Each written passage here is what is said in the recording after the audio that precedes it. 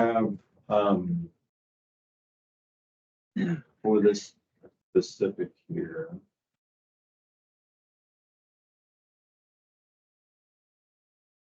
Is it a free, you said this is a free, like roundtable, like Yeah, anyone can have their mic and camera and stuff on it? That's fine. yes, yes. Well, if there happens to be interference or weird stuff, I'll go ahead and give people as that occurs. Right.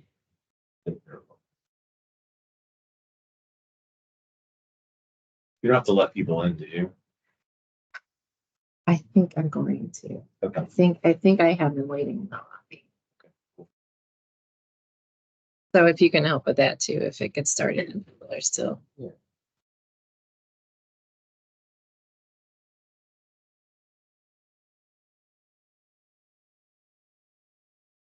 Yeah, there's some people already.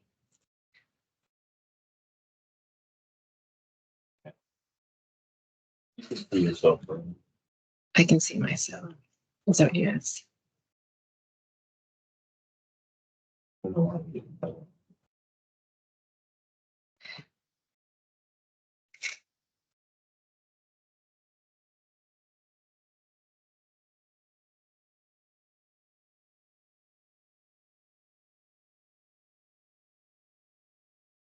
Testing. Oh. Okay, so we're picking everything up on your mic, right? Yes, that's the plan. What? I said that's the plan. Is it? It sounds like your speaker's on in your laptop. Okay, it's just that loud again. Yeah.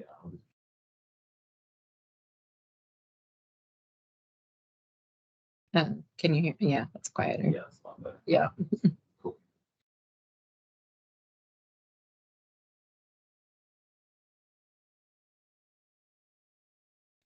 And I'm gonna need to share my screen at one point, so but okay with that. Participants.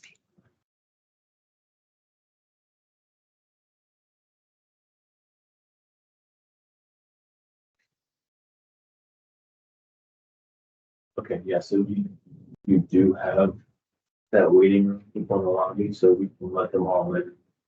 Yeah, I'm gonna do it like right at 2:00. Okay, cool. Yeah, Awesome. that way I don't know.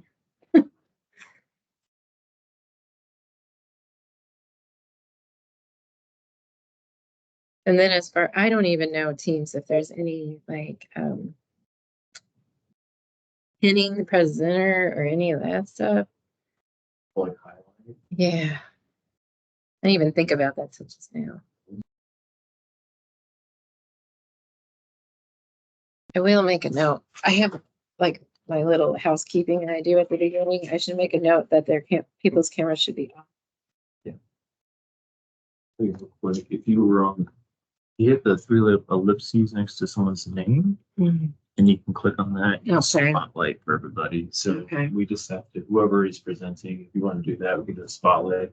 And what that'll do is just have that person up on that main screen. Yeah. That's not I think we'll just do that for Jacob when he presents, unless it does it automatically since he's listed as a presenter. Yeah, and we can see if I'm kind of as a guest, I'll be that person at that buffer to see what they're seeing as well. So Right.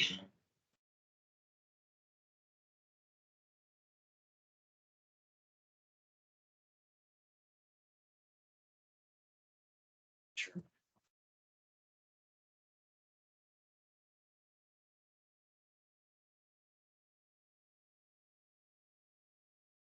Yeah. Yeah, that was a good.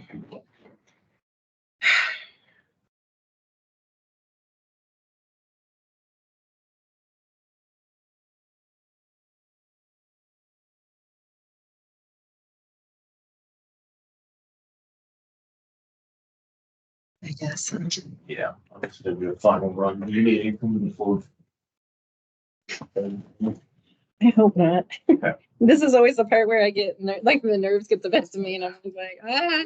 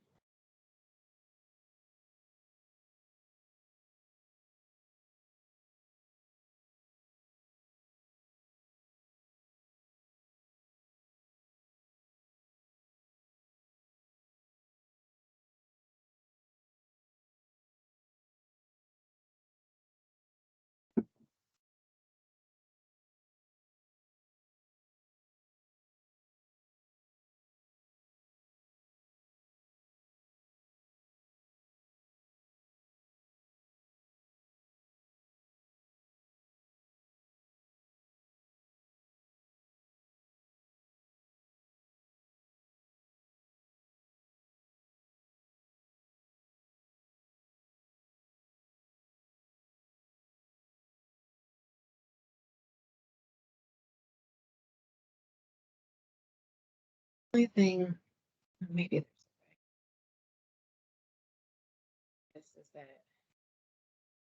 I can't have participant lists in the chat.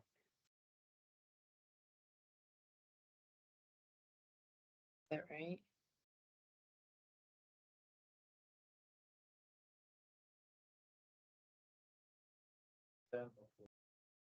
Right. So- Both windows. That's I could moderate the chat. okay. Or you could- that work? Yeah, yeah. And there may be times where but with this first part where I'm gonna be calling people's names out if they, like I'll need obviously the people part. I'll complete the chat then.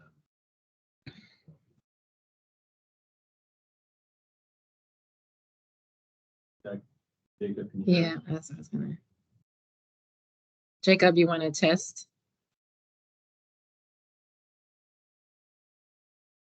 Yeah, can you guys see me and hear me? I Yep. sure can, yeah. All right. All set up in an empty OBS on one, huh? Totally empty. If you want, I can share my screen really quick. If you Yeah, you want to test that too? I can just test that.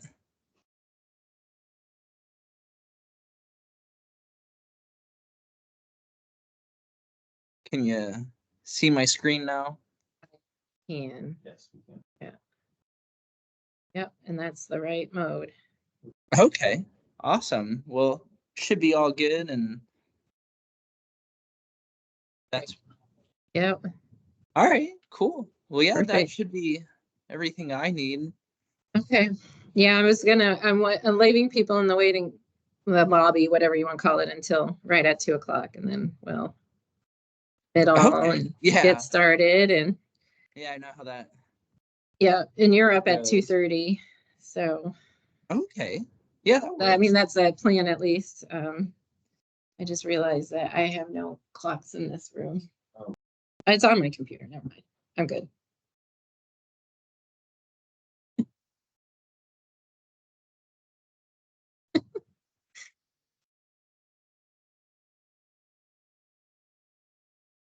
Should be. Yeah, everything should be good. Oh I've my got a little goodness. setup. Calling me. I don't know. I need to put on the do not disturb, I guess. Yes.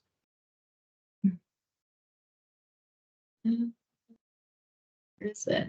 And call do not disturb.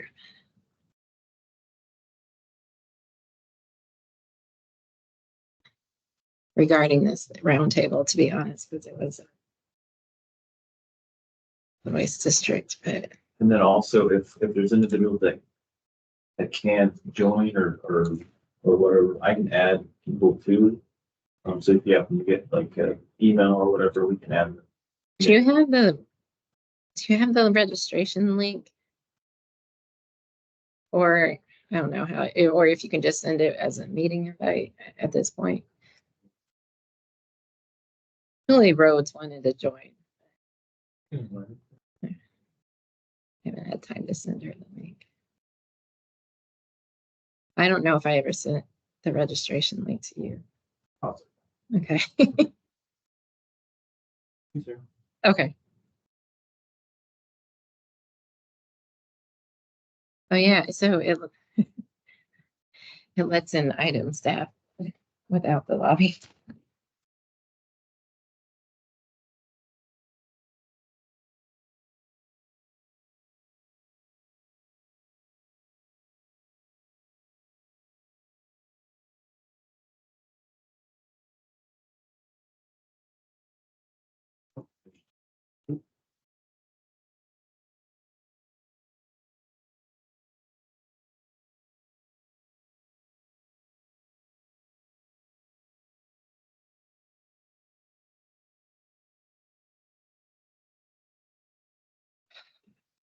Yeah, it's that call was.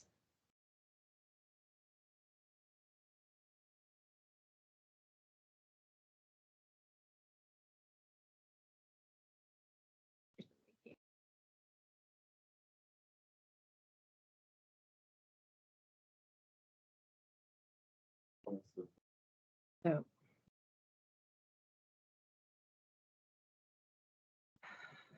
I got it.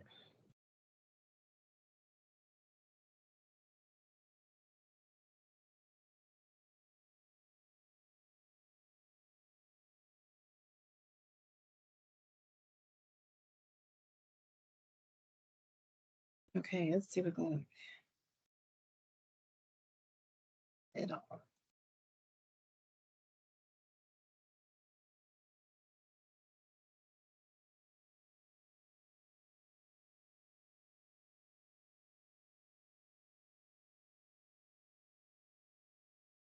Good afternoon and welcome. It is right at 2 o'clock. I am going to give it maybe one more minute for the few last minute people to join our recycling roundtable discussion for today. Thank you for joining us, and we will get started shortly.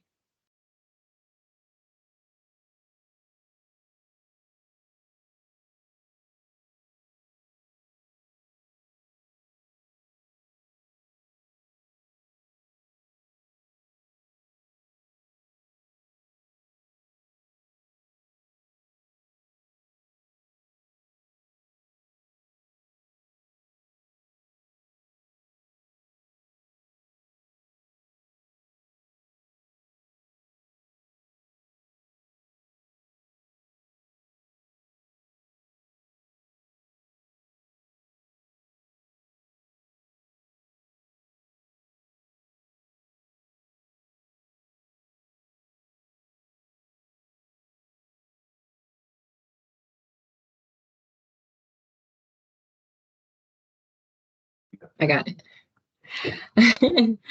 Good afternoon, everyone, and welcome to our Spring 2024 Recycling Roundtable discussion. I do want to get started with a few housekeeping notes before we get started with the content of today's meeting. Again, I am Deanna Garner, Recycling Market Development Program Manager at IDEM's Office of Program Support. All microphones and video are off at this time. As we begin to interact, we will need to unmute you and share your video at that time when you are called upon. You will be able to raise your hand and ask questions.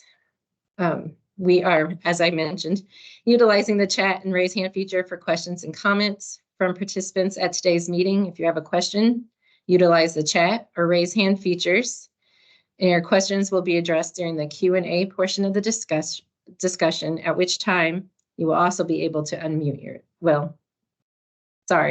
we will unmute you. If members of the media have joined us, please utilize the chat feature, or you may email media@idem.in.gov with questions, or if you would like to schedule an interview. This meeting is being recorded and will be posted on IDEM's website at recycle.in.gov. With that, we'll begin today's Recycling Roundtable discussion. I would like to welcome all of today's participants one more time. We love having you as part of these, and we really are striving to make these an interactive, helpful roundtable today with our new format. As we continue to host more of these discussions, your feedback is valuable. Please take a moment at the end of today's meeting to fill out the evaluation form that will be found at the link provided in our chat box. I would like to start this conversation by reminding everybody of our overall goals and go over the agenda. And I'm going to take a moment to share my screen with that.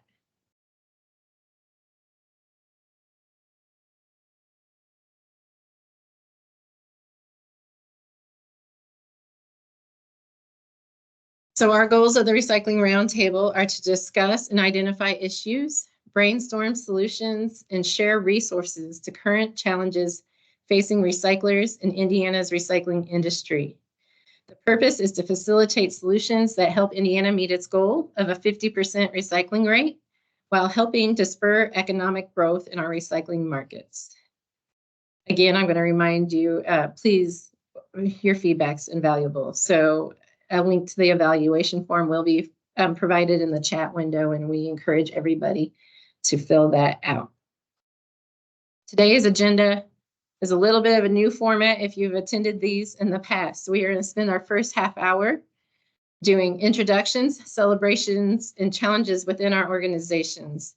I'm going to go into a little bit of how that's going to be managed in just a second. At 2:30, we'll start and have our guest presenter, which will be Jacob Schmicker with our Indiana E-Cycle program, go over Indiana's recycling efforts, highlighting, as I mentioned, his program, the Indiana E-Cycle electronic recycling program.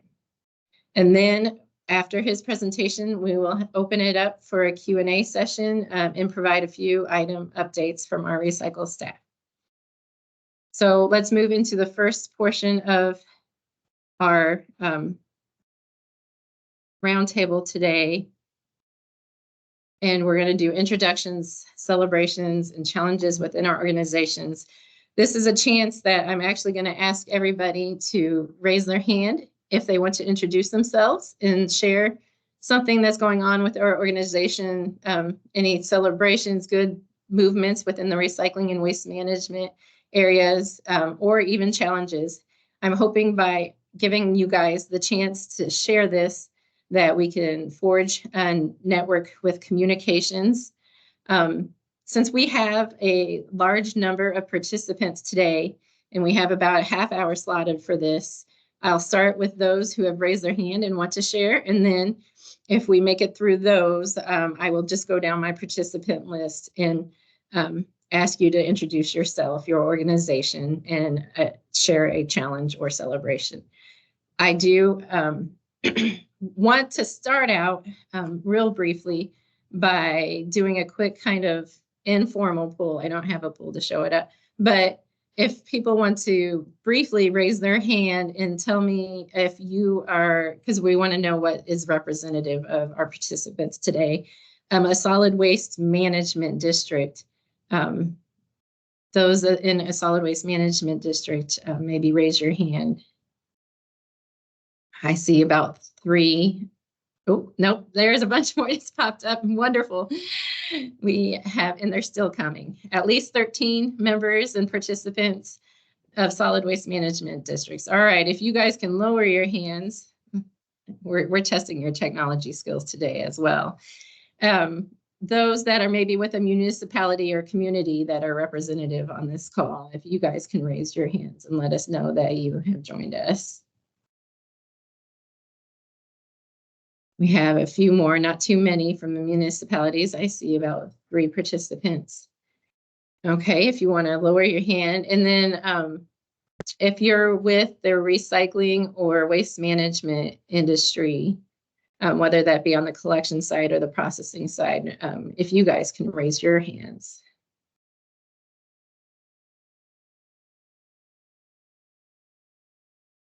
It looks like we have at least 6 or more representatives of that industry. And lastly, if you're a manufacturer or other, if you guys want to raise your hands.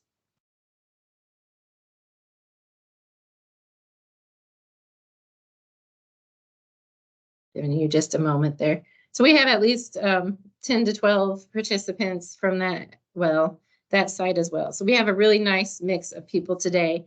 And I think that one of our solutions to really move those numbers forward in our recycling and materials management is for us to really know what's going on in our own region and share those things. So with that, if you want to raise your hand as someone who wants to share and introduce themselves, I'm going to go down my list, starting with number 1.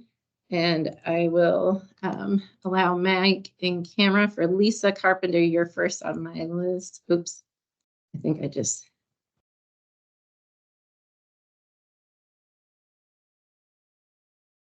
Lisa, can you unmute yourself and introduce yourself? I have Lisa Carpenter.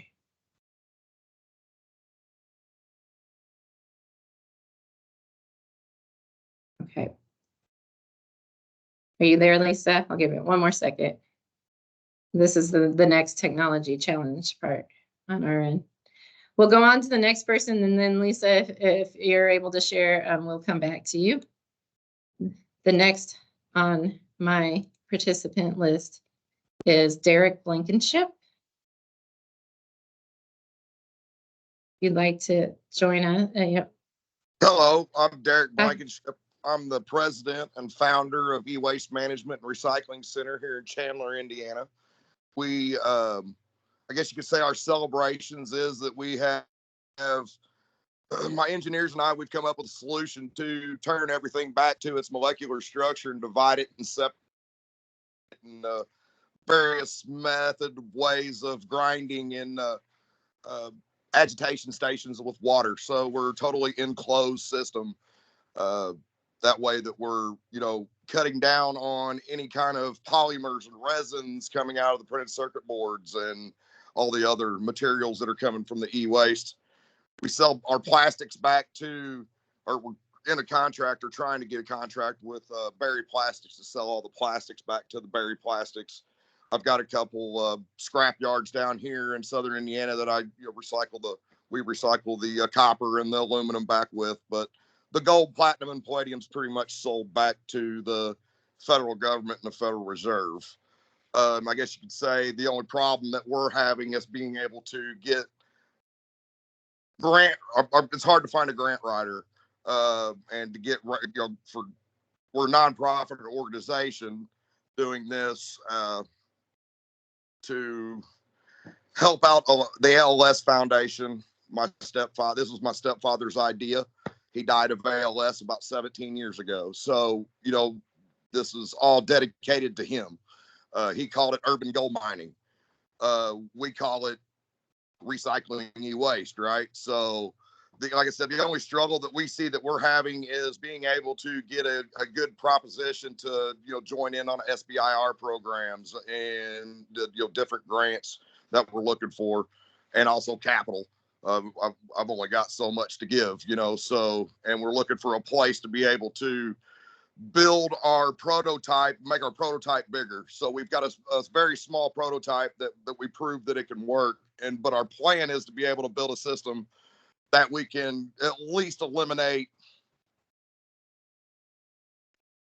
I think 5 tons a day is what we're trying to eliminate on e-waste, be able to process at least 5 tons a day in the project that we're looking to build. And that's where we're looking to build, and looking for different SBIR programs and grant funding and places like and stuff like that through the government. And that's where we're having our issues. Thank you, Derek. And at any time, if the participants have a resource that they want to share with these regarding challenges and others, please feel free to add that to the chat. I will hit a little bit on our grant availability for items grants as well at the end of our session. So next up, I have Krista Carlina. I will allow you to share your mic and camera. And if you'd like to introduce yourself, go ahead. Yes, good afternoon, everyone. Krista Carlino with Recycle Force. We are a nonprofit as well. We are an e-waste facility located in the heart of Sherman Park on the east side of Indianapolis. And we moved into our new purpose-built facility in the fall of last year. And so we're very excited to be in our new permanent home, and are looking for new partners to work with, not only in Indianapolis, but all across the city, the state. And I'm not going to share any complaints or challenges currently. Andrew King, my colleague, is on the call, and I would yield the floor to him for challenges. I'll just stick with the celebrations here. But excited to participate in the roundtable today. We had a great RMDP grant, and where we, in our new facility, were able to acquire some equipment, including a styrofoam compactor. And so we've been recycling styrofoam free to the public, but also have had some nice success with larger private firms in getting some of their styrofoam compacted and recycled as well. Fabulous. Yes, people are always calling us about questions about styrofoam, so it's nice to have a new avenue for them. Thank you, Krista. When we can return, and Lisa, I think her hand is still raised. Let's see if Lisa Carpenter, are you able to turn on your mic and share with us and introduce yourself at this point?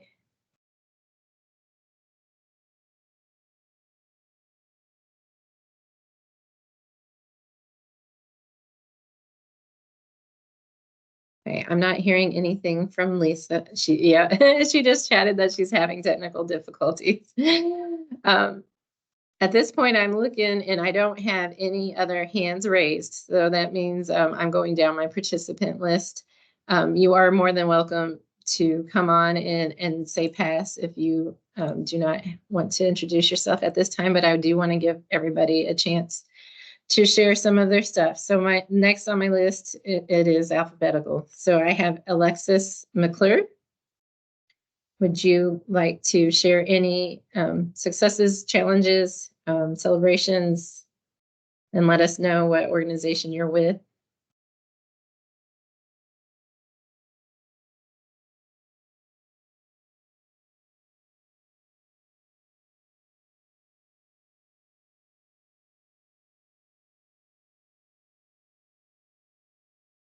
Hi, can you hear me? Yes, yes. Hi, there it is. I was going to say it wasn't unmuted at first. My name is Alexis McClure. I am with NPS Group.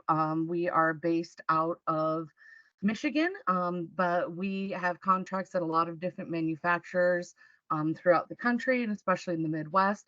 I am based at the GM in Roanoke, just outside of Fort Wayne, Indiana. And I help take care of a lot of the recyclables coming out of the facility. So I'm very excited to hear what everyone has to offer today. Thank you, Alexa. To keep this moving, next on my list is Alicia. And I apologize if I pronounce this wrong. Knob or Nob?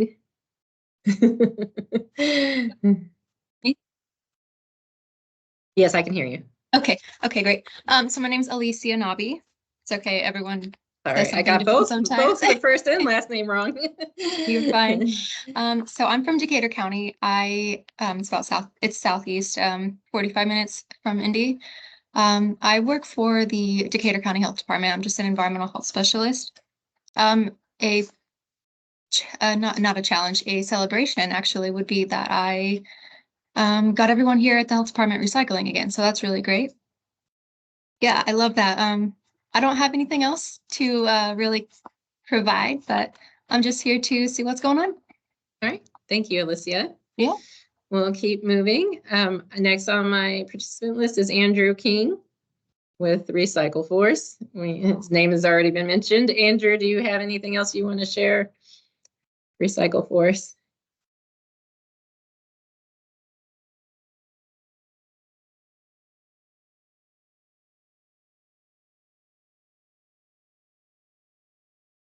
Okay, we're going to take that to keep things moving as a no.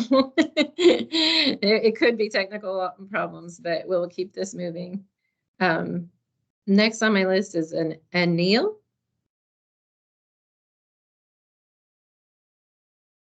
Anil, you are more than welcome to unmute yourself and share your camera and introduce yourself.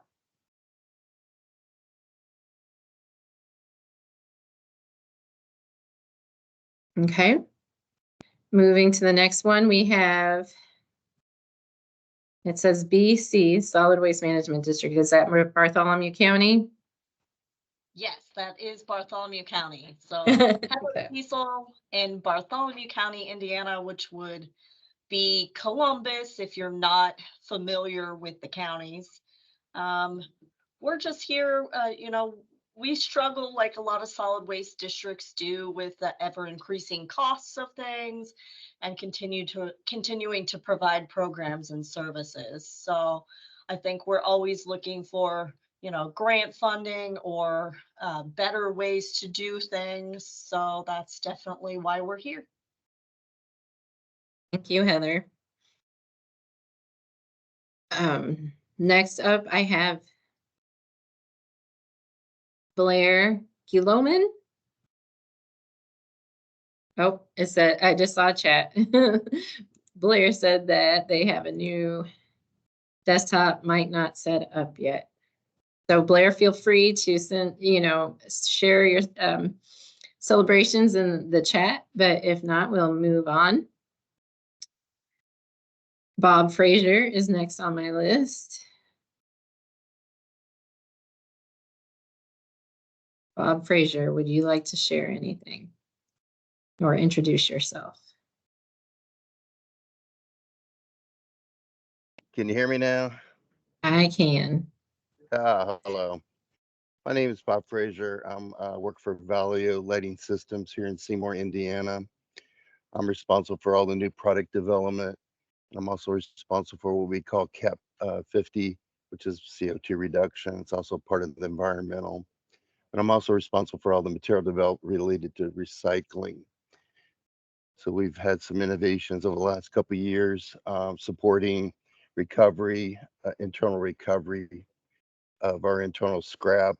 The goal here in our facility in Seymour is to reduce to zero scrap from our internal assembly scrap. We're also recovering both components and recycling the materials from that. So that's something recently. We've also been awarded a couple awards here from Society of Plastics Engineers related to plastic recycling, both from a plastics perspective as well as a thermosetting BMC material. It's usually it's a cross-link material. It's not usually a recycled material, but we, with our supplier base, have developed this technology to do a mechanical recycling to allow us to reutilize these materials, which was an innovation award last year. So interested in listening to everybody else's applications, what's going on.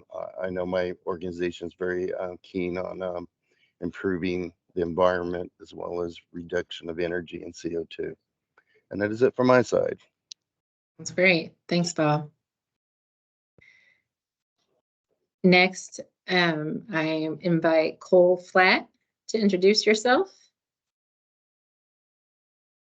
No microphone, just here to listen. All right, well, moving on.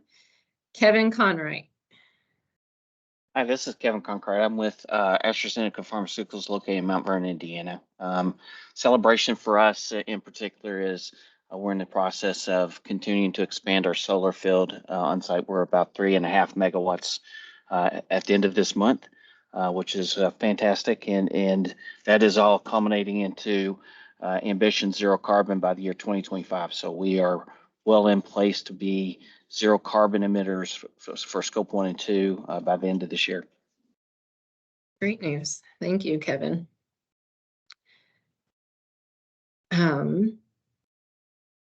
Darcy Parks, would you like to introduce yourself? Hi, I'm Darcy, and I've got my team in the room with me as well. We are with Kimball Electronics, and we're on the east side of Indianapolis, and our headquarters is in Jasper. So we're just here to listen in and see what exciting stuff is going on in recycling that we might be able to get in on. Wonderful. Thanks, Darcy. Debbie Hackman, you're next on my list.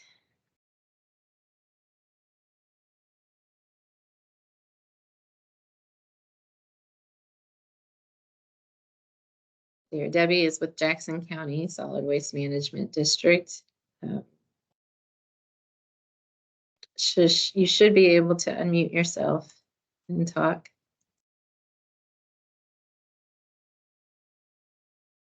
Okay. Without hearing from her, we're going to move on to George. Is it McGinnis?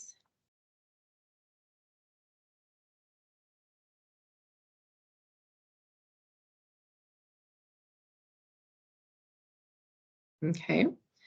We'll keep moving. I have Goodwill on the count, or it just says Goodwill, Maine. So.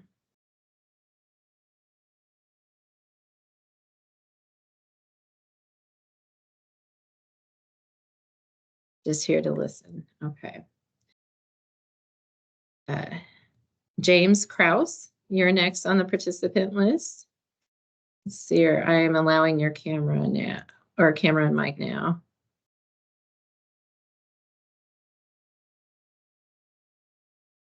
You should be able to unmute yourself now if you have anything to add.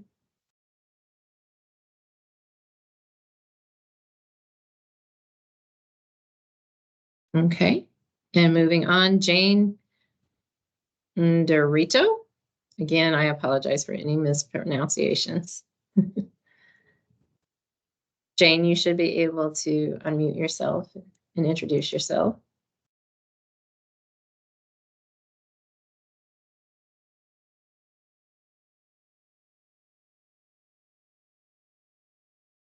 Next up, I have Jasmine, and I apologize, not all the last names are showing up all the way either. Jasmine Insminger.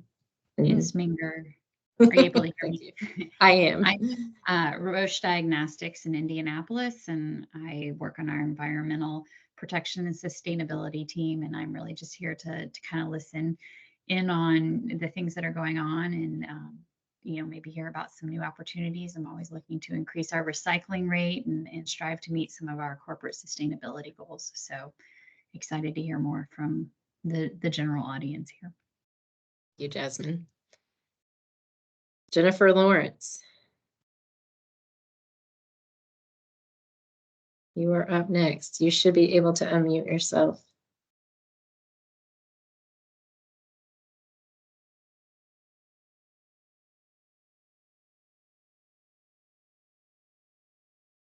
Okay, without hearing from Jennifer, we'll move on to Jesse Biggerman.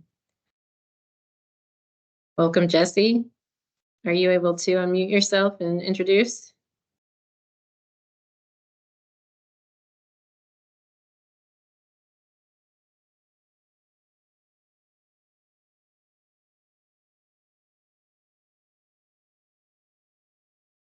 Okay.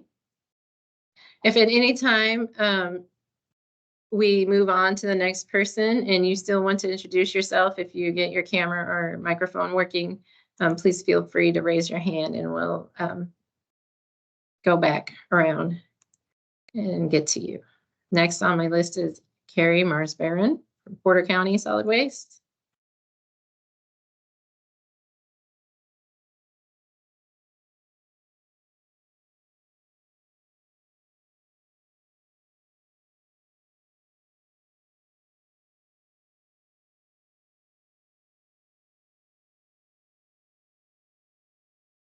Okay, not hearing from Carrie. I have Kim Trussell.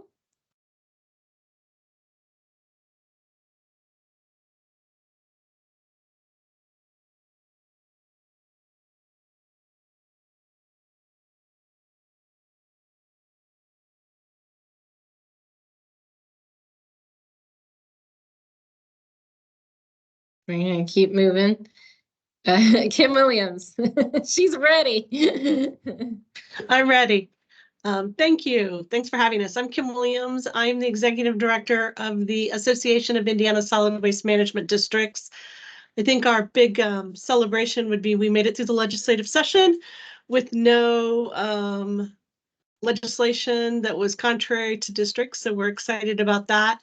Our other celebration is that we are really far down the road in planning our annual conference retreat in October. Looking forward to great speakers and opportunity to be together and network on October 8th and 9th in Bloomington. Fabulous. Thanks, Thanks. Kim.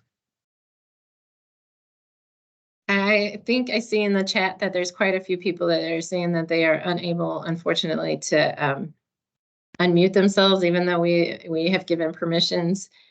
I'm not sure if it's just a delay on our end. So if you keep, kind of checking that, it might be like a small delay, and we'll get you hopefully allowed. And if you see that you can unmute yourself and you want to share, as I mentioned, go ahead and raise your hand. So let me see where we are on this list. Next on my list is Lee Benhack.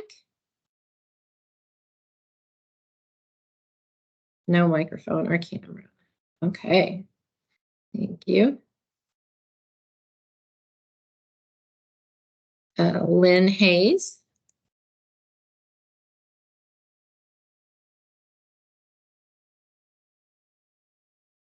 Okay, Mary Ann Peters.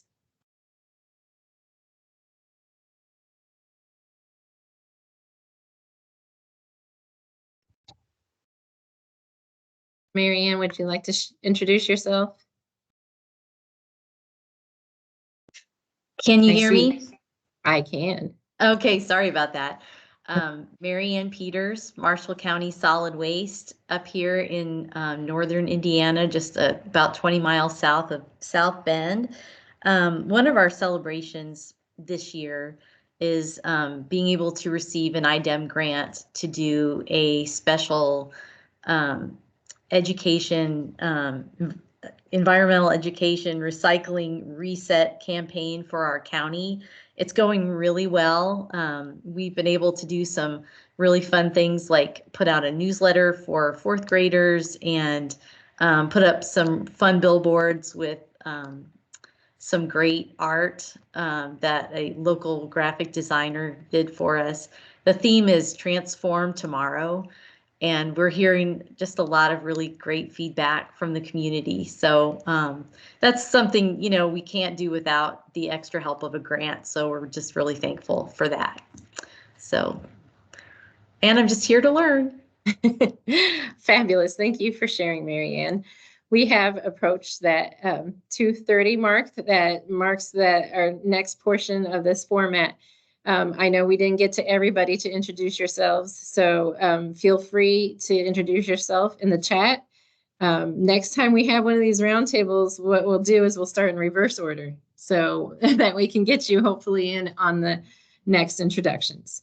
But with that, I do want to keep this moving in a timely manner. So I want to invite Jacob Smicker on to give a little bit of a nice overview of our Indiana E-Cycle program. Jacob should be able to share his screen. And so I'll just hand it over to you. All right, great. Can you guys hear me? We can. All right. And you should be able to see my first slide of my PowerPoint presentation. Yes. Okay. Well, it sounds like everything is working technology-wise for me, so that's good. But yeah, like Deanna said, my name is Jacob Smicker, and I oversee the Indiana E-Cycle program here for the state of Indiana. And what I hope to accomplish today is just to kind of give a little background on the program itself, to discuss some of the participants, some of the stakeholders that make up the Indiana E-Cycle program, to also kind of touch on some of the data associated with those stakeholders, and then also I kind of just want to talk about some of the outreach efforts that we do here with IDEM, with the program, and then also just kind of wanted to touch on in the last couple of slides a pilot program that we kind of started a few years back, and just to kind of give some information on that and updates. So with that being said, I'll just kind of dive right into my PowerPoint presentation, and I'm happy at the end of it to take questions. But just to kind of give a little background on the Indiana E-Cycle program, the Indiana E-Cycle program was established back in 2009, and it is primarily an extended producer responsibility program that focuses on electronics.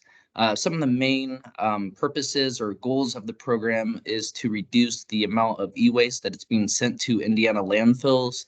Another goal is to ensure that hazardous substances that are found in the electronic devices are handled in an environmentally responsible manner. And then another goal of the program is to promote the recovery of valuable materials, specifically like precious metals that are found within electronic devices, so like the copper, the aluminum, steel, and so forth.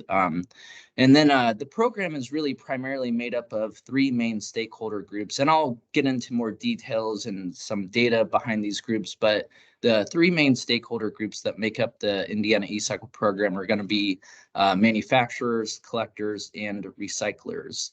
And this is just on the side here, a graphic of Indiana and all the counties. And then it just kind of highlights all the counties in red there, or kind of a maroon color, I guess, that have an e-waste collection site. So we have quite a few in the state of Indiana. So I'll kind of move on to my next slide. And before I always like to present this slide. because before I get into the upcoming slides that showcase what was collected or what was recycled, the Indiana eCycle program really primarily focuses on a specific listing of electronic devices. And this is the listing. We refer to them as covered electronic devices. So in the upcoming slides, when I'm talking about what was collected or what was recycled by recyclers, this is the exact listing of devices that go with those numbers. So with that, I'll jump into the very first stakeholder group that makes up the Indiana eCycle program, and that's going to be the manufacturers. So a manufacturer, just kind of in general terms, is going to be a facility that is selling video display devices to Indiana households. And when I say a video display device, I'm talking about items like a tablet, a television, computer monitor, e-reader, those sort of items. So if a manufacturer is selling those to Indiana households, then they need to register with the program. And some great examples of companies that are registered are going to be like Apple, Dell, Sony, Samsung, facilities like that. So they are registered with the Indiana eCycle program. And the way they register with the program is they submit a registration and an annual report through our online reporting platform. We have an online reporting platform through Retrack, is what we use for our reporting platform. When they do submit their information, the manufacturer, one of the things they do is they submit what they sold to Indiana households, and they submit that in pounds, and that is how we determine their recycling goal, or what we call their recycling obligation. So each manufacturer that participates with the Indiana eCycle program, they have a recycling obligation that they have to fulfill with the state of Indiana. And the way that recycling obligation is figured is based on 60% of what they sell to Indiana households. So just to give a hypothetical example, say Apple reports selling 100,000 pounds of video display devices in a calendar year to Indiana households. They then would have a 60,000 pound recycling obligation that they would need to fulfill with the state.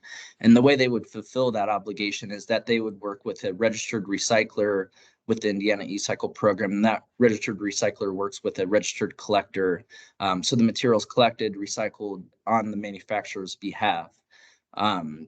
And there are fees associated with the manufacturers. I did want to point that out. And this is the only stakeholder group that incurs any kind of fees, but there is a registration fee, and that fee is based on the volume they sell to Indiana households. So if they sell over 100 video display devices, they would accrue a fee. That fee is $5,000 for the very first year they ever register with the program, and then it's $2,500 for each year thereafter. And another thing I wanted to highlight was in the case that a manufacturer does not fulfill their recycling obligation, we do assess a variable recycling fee, or simply a shortfall fee for not meeting that recycling goal. And again, in order to get that fee, they would need to be selling over 100 video display devices to Indiana households. So that's just a little background on the manufacturers and some of their requirements with the program. And then I'll jump to the next slide and just kind of highlight some of the data from 2022, what we saw come in. And we always get data from the previous year, and we had just actually got the data for this current year. So that's why we're showcasing 2022 data, just FYI. But for 2022, we had 63 manufacturers register with the program, and they reported selling 89 various brands of devices.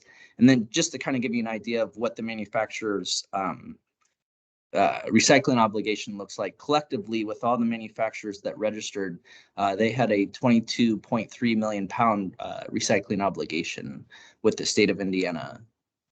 So I'll move on to the next stakeholder group I'll talk about, which is going to be the collectors. So kind of just generally speaking, a collector is going to be a facility that is essentially just collecting electronics. So great examples would be like the solid waste management districts located in the state of Indiana. Even Goodwills operate as collectors, and even Best Buys operate as a collector within Indiana's program. And similar to the manufacturers, collectors have a registration and an annual report that they submit through Retract, and that's due March 1st of each year. I always like to point out that manufacturers, when they're fulfilling their recycling obligation, they can only work with registered recyclers and collectors to fulfill that obligation. And then lastly, I just always like to point out, because I know we have a lot of districts and a lot of collectors on the call, but just some helpful tips about electronics. I always suggest to store them inside when you guys collect them. It's always really good too to know what's going on with your electronics, especially when you send them downstream to the recycler. What's the recycler doing with them? Always mention just sensitive data to be aware. A lot of laptops or tablets always, typically contain sensitive data like bank account information or social security numbers or so forth. So just to be aware of that. And a tip I always like to suggest is when choosing a recycler to send your material to look for different kinds of certifications. For example, like the R2 certification. That's a good certification to have as a e-waste recycler. The R2 certification, kind of generically speaking, is essentially that the facility's been audited by a third-party group, and they are essentially doing what they're supposed to be doing with the electronics. So that's just some background on the collectors. So just jumping over to some of the results for 2022 with the Indiana e-cycle collectors. We saw 88 collectors register with the program. They reported collecting a total of 28.4 million pounds of covered electronic devices for the program year. And of that 28.4 million pounds, we saw 21.3 million pounds come from metropolitan counties. And that just simply means the bigger counties in Indiana. And then we saw 7.1 million pounds come from non-metro counties, just your smaller counties in Indiana. So we saw quite a bit of material come in and reported through the program, which is great. So jumping over to the last stakeholder group that make up the Indiana e-cycle program, and that's going to be your recyclers. Simply put, recyclers are essentially facilities that are dismantling or slash shredding electronic devices. So a great example would be Recycle Force or Technology Recyclers, which is located on the east side of the city, or even an ERI, which is located over in Plainfield, Indiana. So those are great examples of recyclers here in the state. Again, just like the collectors and just like the manufacturers, the recyclers need to submit an annual report and registration by March 1st of each year. And again, just like the collectors, the recyclers, when working with manufacturers to fulfill their recycling obligation, must be registered with the Indiana e-cycle program. So then kind of just highlighting some data with the recyclers, we had 21 recyclers register with the state. And those recyclers reported recycling 30.7 million pounds of covered electronic devices for the program year. And then I always like to mention that since the inception of the program, so since 2009, over 375 million pounds of electronics has been reported as being recycled by registered recyclers. And we obviously know that's not a direct result of the program itself, but through our education and outreach and trying to get that material collected, we definitely like to think that the program has had a helping hand in reaching that number. So moving on, my PowerPoint, just kind of wanted to mention some of the outreach efforts that we kind of do here. One of the things we try to do is we try to visit solid waste management districts. I try to get out and visit different districts and to not only educate myself and their processes and what they're seeing, but to also educate them on the e-waste law and so forth. So I do try to get out and visit various solid waste management districts and other facilities as well. Also try to attend e-waste collection events across the state, especially right now with the Toxaway days or the spring cleanups. Try to get out and about and visit those and see how those go. Also, we actually even here host an e-waste collection event. We host an electronic waste collection event here at the Government Center, and we do that annually. And we're actually just about to do that next month in April. That's a really great event that we do here at the Indiana Government Center, and state employees really look forward to that. And then I will touch on this a little bit more in the upcoming slides, but we also recently hosted an electronic waste collection event down in Seymour, Indiana, and then also hosted another one over in Sullivan County, which were two really great events, and were part of our pilot program, which I'll discuss here in the next couple of slides. But and lastly, just as far as outreach efforts, I do try to really get in contact with the various retailers, so like your Walmarts, Targets, Best Buys, just to educate them on the Indiana e-cycle program, and just to remind them of their requirements and so forth. So kind of getting back to that pilot e-waste collection project I mentioned. So this was something we had kind of kicked around here. We understood there was a growing amount of e-waste. There was definitely an increasing disposal cost, which we already heard that on the conversation today, just with, whether it be the cost associated with the CRT televisions or the freight charges. So we, recognized there was a need to do something. And so what we decided to do is we decided to launch what we called just a pilot e-waste collection project. We had a lot of different criteria that we looked at, but specifically some of the stuff we looked at was just e-waste collection opportunities for the community that we were trying to identify to host an event at. Another criteria was kind of looked at the social economic status of the community itself. And there was a host of other criteria that we looked at. But with that being said, the first event we elected to do was down in Jackson County, specifically in Seymour, Indiana. And we had a lot of really great partners with that event. We partnered with Technology Recyclers, which is a larger collector / recycler of electronics over here on the east side of the city. So they provided all the freight and all the labor to actually transport and the material. And another partner we partnered with was Cummins. And they were a great partner. We actually hosted the event at their Cummins facility down there at their engine plant. So they're a really great partner. They provided the location, they provided volunteers. So that was really great. And then we partnered with the Jackson County Solid Waste Management District.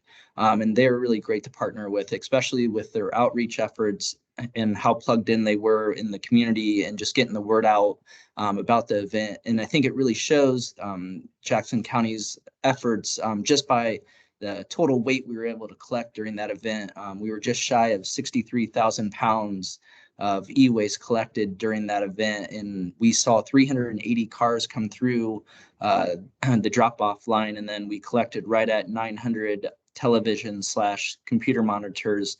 And just want to mention that was in our time frame too. So we were collecting over 20,000 pounds of e-waste just every hour during that event. So a really successful event, and just really kind of answered a lot of our questions as far as the need for something like this. But, we took away a lot of stuff from that event. We learned a lot of stuff. We learned about traffic flow. We learned about having adequate staff on hand to handle such an event. And with that, we decided to go ahead and do another event. And this next event that we did was over in Sullivan County, which is the county right below Terre Haute, Indiana.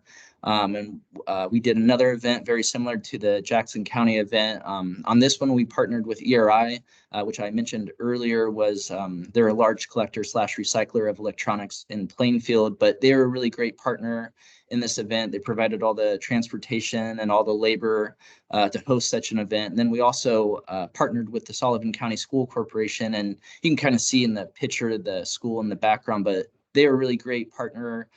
They had a really great location. It was just a very large parking lot, which is, what you want when you're hosting an event like this. So they were really great. And then we also partnered with the Sullivan County Solid Waste Management District, and they were terrific to partner with, and they helped get the word out, and they even provided drinks and snacks. So that was really great because it was hosted in July, so it was a little bit hot that day. But again, that event, we were able to collect right at 42,000 pounds of electronics and saw 264 cars come through the drop-off line. And there was never a time when there wasn't a car in that line. And then during that event, we were able to collect 872 TV/monitors during that event. So just another really great event, and just wanted to showcase these events. And this is, something that we're looking to do in the future, in the upcoming years. But yeah, so that's kind of our pilot program that we kind of started a few years back, and kind of showcasing a few of the events. And then I do believe that is actually my last slide. So yeah, just kind of wanted to give a little background on the Indiana eCycle program, talk about the various stakeholders, the collectors, recyclers, manufacturers, talk a little bit about the data, and then some of our outreach efforts, and then that pilot program that we've been doing. But here's my contact information, and I know this PowerPoint is going to be shared, but I'm happy to answer any questions, or at least attempt to answer them here on the phone call. So that kind of sums up what I have. I don't know if you all have questions or want clarification on anything. And I'm sorry, I don't see the chat right now. Yeah, I can help you out and see if we have any questions. So you guys all should be able to either unmute yourself or turn on your mic and ask any questions, raise your hand. For Jacob about Indiana's eCycle program. I see Anil has his hand raised. Anil, do you have a question for Jacob? Hi, Deanna. I finally got my mic back. Yay! Jacob, we're in a manufacturing setting on the east side here. We do a lot of defense work.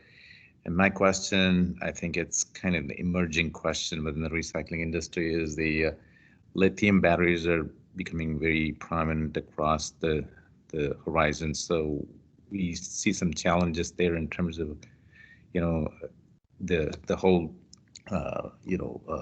flow through, or the supply chain, if you will, on getting the lithium batteries back in the recycling operation. So is there any effort from the state and even the recycling industry in general to enhance what's available currently?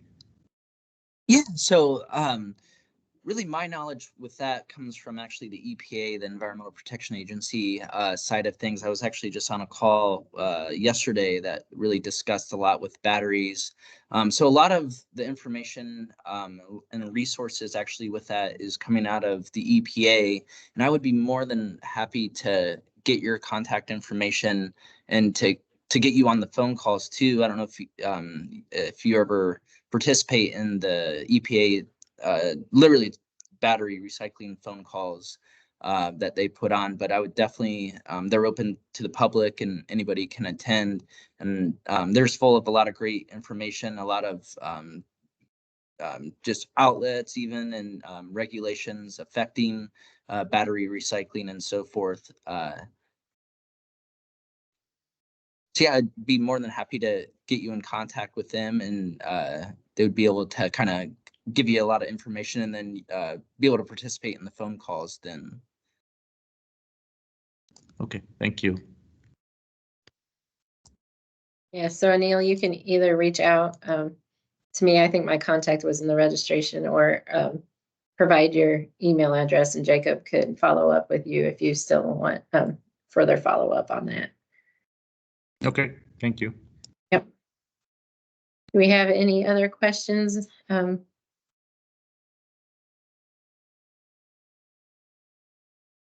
I don't see any coming in. I don't see any additional raised hands. So I'll go ahead and share my screen and some additional, just a few updates that I have from our item recycling program. And if you guys think of any other questions, Jacob, if you just stay on, we can still answer any questions. You don't have to have your video on, no, but yeah. if anything arises and you guys have questions, but to keep this moving, I'm going to share my screen again and share a few more updates. So I just wanted to let those know, if you guys are a consulting firm or a business that does materials management plans or know of one, to go ahead and share this information. That item is looking and has an RFP currently out for some consulting firm or business or university to develop our statewide materials management plan. Item is looking for ways to identify our waste management issues, advance pre and post consumer materials management, decrease the disposal of valuable materials throughout the state. Our last state solid waste plan was created in 1990, and through an opportunity with EPA and the Swiffer grants, if you're familiar with those, that's the solid waste for infrastructure grants, we were able to receive funding to be able to create a more up-to-date, more comprehensive materials management plan to replace that old solid waste plan for the state. I will provide the link of the announcement in the chat for you guys if you're interested, and we appreciate you sharing this opportunity with anybody that you know might be interested. In addition,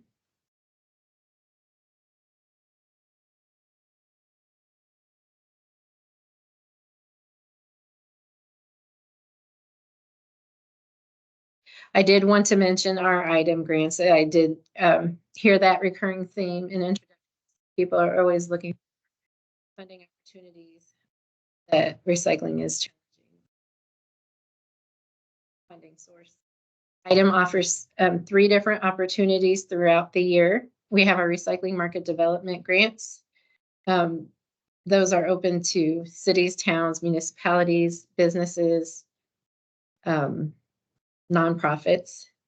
Those will be the next round of grants available in early May through mid-June to apply for, and those are awarded then in October. More information on all 3 of these opportunities can be found at our website at recycle.in.gov. And it'll go into a little bit more detail on the prices. That one is a 50% cash match as well. We also have a Central Indiana Waste Diversion Project grant that was recently passed through legislation for a second round that will open up July 1st and accept applications through October 1st. That grant is for Central Indiana, so it's open to private entities in Marion and the surrounding donut counties. And our last grant opportunity is the community recycling grants. Businesses are not eligible for this one, but schools, universities, municipalities, communities, solid waste management districts, and nonprofits can apply. And that announcement should be coming in the fall, early fall, for accepting those. So as we know more details, we will keep our websites up to date. That's a great place to go and get that information. And I do see in the chat, Pat, thank you for reminding me. Also, as part of our funding from the Swiffer grant, as we start developing the state plan, we will have a sub-award process for solid waste management districts and communities to develop and update local materials management plans. So I think that's a great opportunity all around. And Jennifer provided the link for her grants. Thank you, Jennifer. So those are my updates. I'm going to stop sharing my screen and open it back up. We do kind of went through a lot quickly the second half of it. We do have some time for conversations or questions for Jacob or even myself or Item around the recycling. You guys might get a little bit more time back in your day as well. But if you want to raise your hand, I have made it so that everybody should be able to unmute themselves and speak. So I just want to have one more opportunity for anybody to either introduce themselves, ask a question, or if not, we can end a little bit early and give you guys back another half an hour. So. Hey, Deanna, it's Jesse Biggerman from the Johnson Hi, County Jesse. Recycling District. Hey, I have a question for you, or well, not for you, actually, for the gentleman that was talking about the batteries. I guess I just was looking for a clarification of what he was actually looking for. Is he looking for a resource for recycling them, or is he concerned that, I guess I was just trying to figure out exactly what he was looking for. Hi, Jesse. This is Anil. I brought up that question. Yeah, I'm looking more for the resources, recyclers, because we find it that currently my lithium batteries are generally handled by our waste management company, but I would prefer to go just to keep the cost down as well as increase our recycling directly to a recycler that's available locally. That was my intent behind asking that question. Okay, that's what I was actually wondering, because I was like, I don't know that he really got the answer that he was looking for. And I mean, there are several recyclers certainly in your area, especially, you know, the electronics recyclers. And I'm sure that there's a list of that on IDEM's website, but there's probably others as well. And if you're at all familiar with the Indiana Hazardous Waste Task Force, they would be a good resource for you as well. Okay. Yeah, I'll just add, Anil, a great resource, and sorry if I missed your question, would be, I would suggest getting in contact with technology recyclers. I know they handle quite a bit of different material, and that might be a good resource for you. And that's on our website, and they're essentially located here in Indianapolis, right on the east side. So I don't know if you've ever come across that facility or not. But that, again, that's technology recyclers, and I know they handle all kinds of different devices. So that would be definitely a great resource, or even ERI, which is over in Plainfield, Indiana. I don't know if you've ever come across that facility as well. So that'd be another great resource for looking to get rid of some batteries or other electronic devices. Recycle Force also, by the way. Yeah, and yeah, Recycle Force on the east side. Yeah, we do some work with ERI, but I made note of the other two recyclers, and we'll get in touch and see what kind of potential we have with them. All right, yeah, great. Thank you.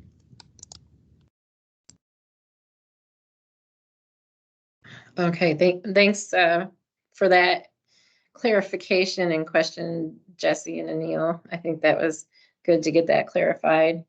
You guys are providing a lot of good resources in the chat as well. Marianne mentioned Call to Recycle is another facility that does a lot of battery recycling work as well.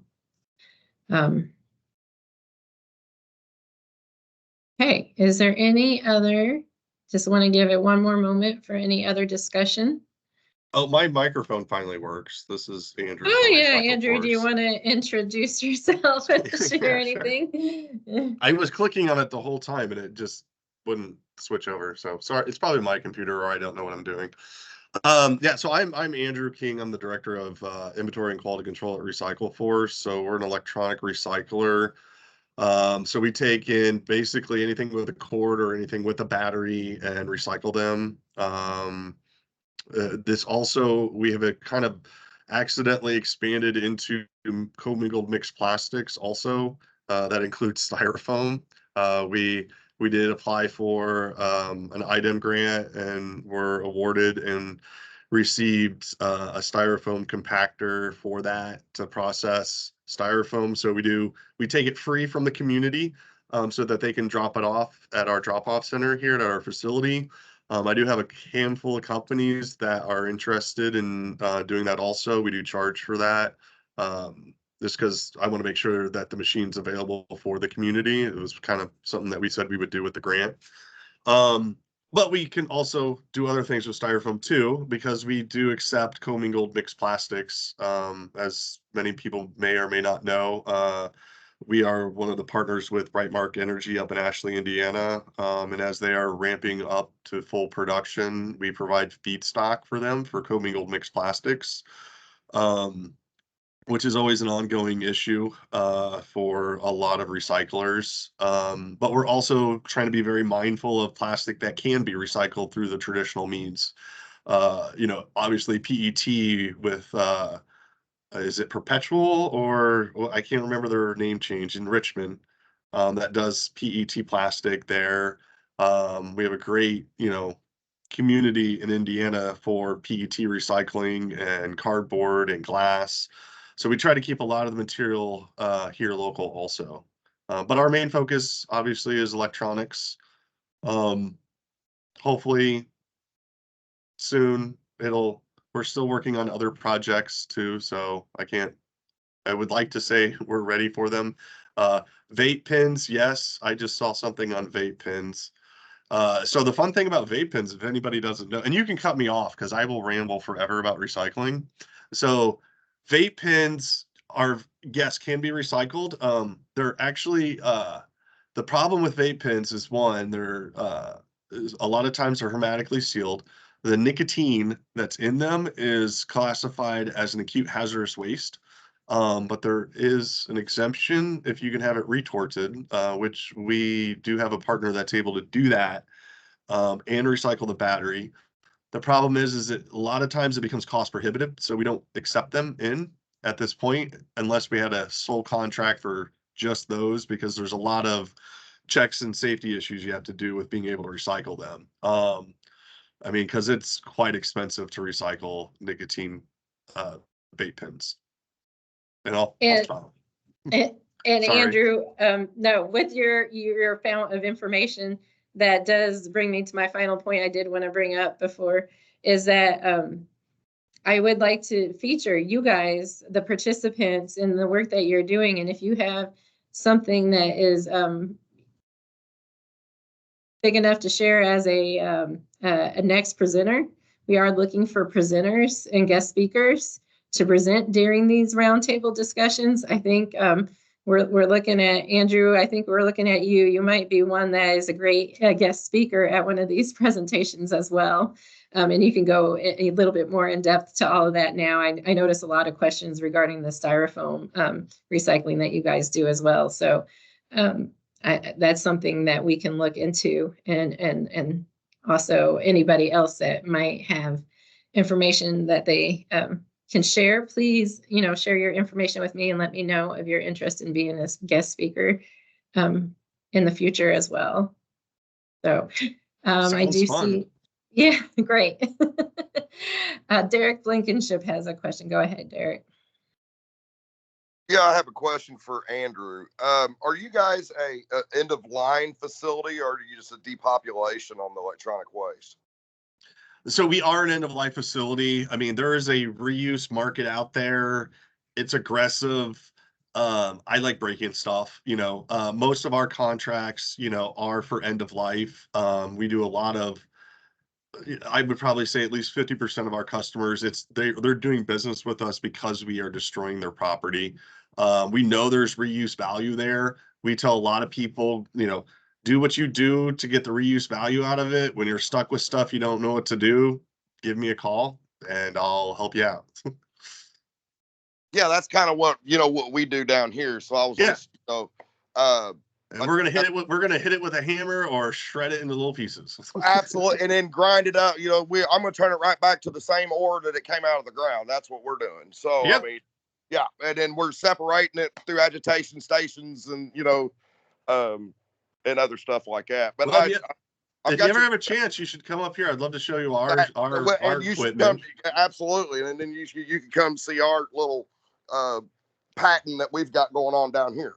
So that would be, and I'm real interested in the styrofoam thing there too. So yeah, I got your email. Thank you. Yeah, shoot me an email, especially if you're having some issues with your plastic from e-waste. That can be challenging too.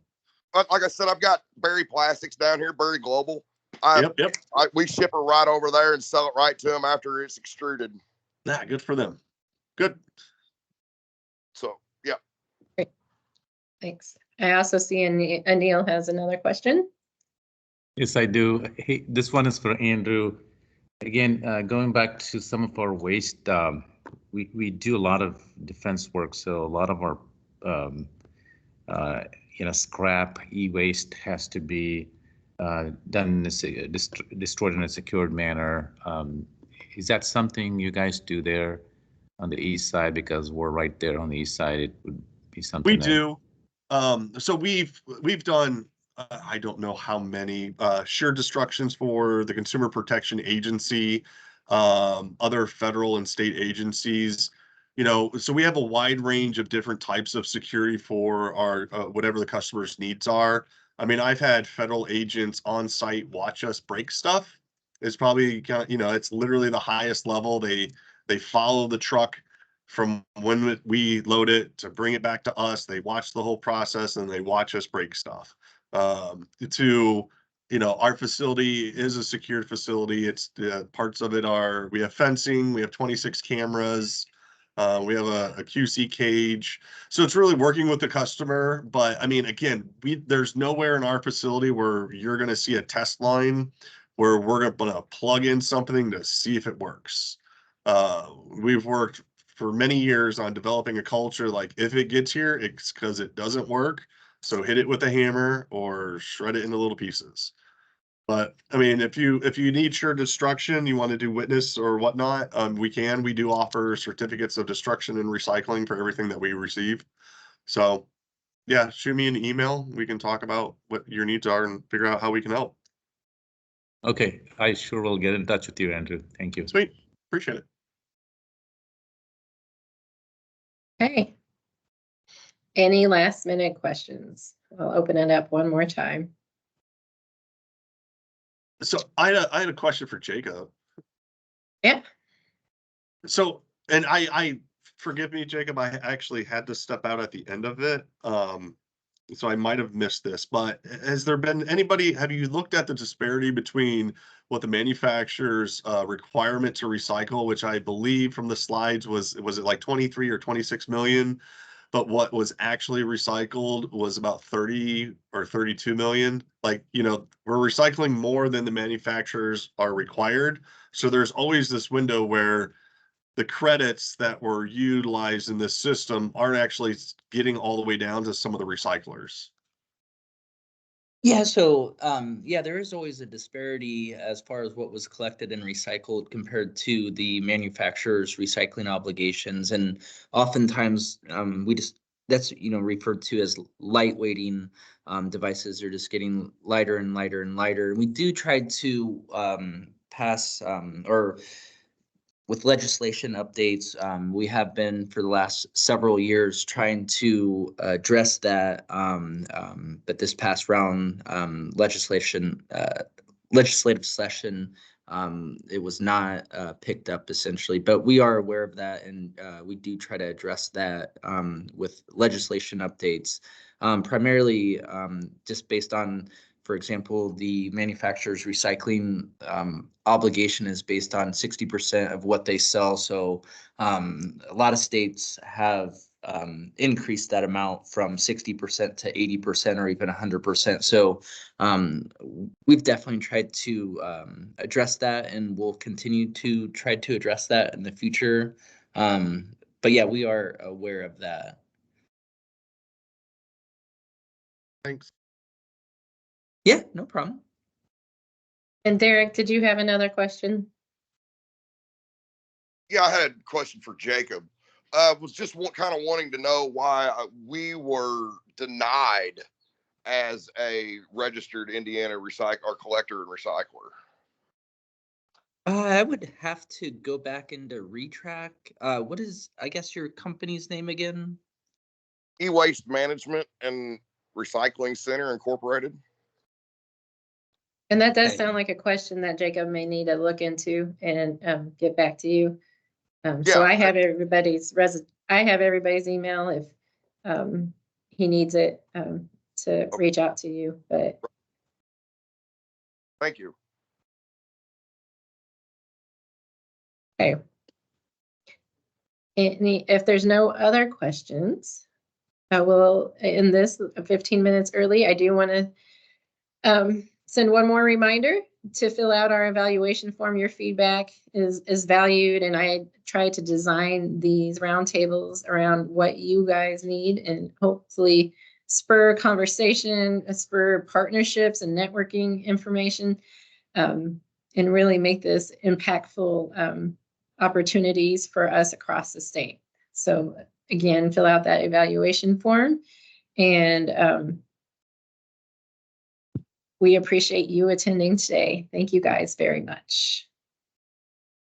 Have a great day. Thank you.